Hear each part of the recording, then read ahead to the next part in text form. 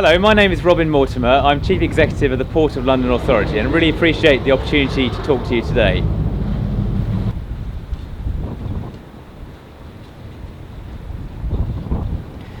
The Port of London is the UK's biggest port, and emerging from the pandemic, the River Thames and the port provides a great basis for prosperity and growth.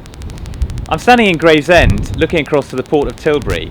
And last year, during the pandemic, a new facility, Tilbury 2, opened, providing new ro-ro berths and an aggregate facility. And it's a great example of fourth ports, a private sector investment in prosperity and jobs. We also need public support and recognition, and the free port status will help to drive that. And we need public investment, for example in the Lower Thames Crossing, a major infrastructure project much needed to connect the Essex and Kent sides of the river over the next few years. So all in all, the River Thames and the Port of London should be central to emerging from the pandemic.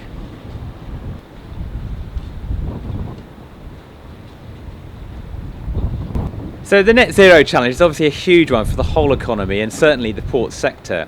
And we've just recently done a piece of work looking at the prospects for growth in the port alongside the UK's transition to net zero using the Committee on Climate Change scenarios and projections.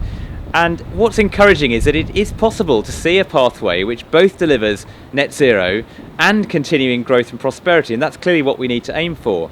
At a very practical level, we need to see investment in new technology. A good example is shoreside power, where there does need to be some public investment, as we've seen in many countries around the world, to create those solutions which enable economic activity to continue whilst decarbonising.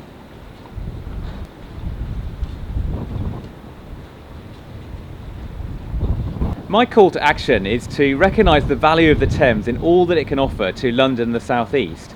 The Thames as a working river, providing 45,000 jobs in the economy. The Thames as a destination, the only river in the world that is home to 4 World Heritage Sites and a vibrant tourism economy and recreational centre.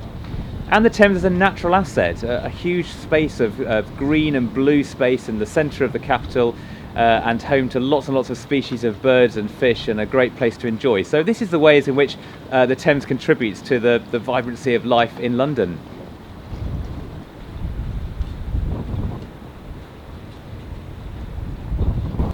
We're in the process of bringing all this together in a refresh of our Thames vision. This is a forward look out to 2050.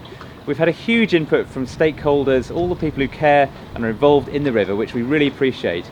And we'll bring this together into a document which we'll publish for consultation later this autumn to look at all the ways in which the Thames can contribute to the life of London, the South East and the wider country out to 2050.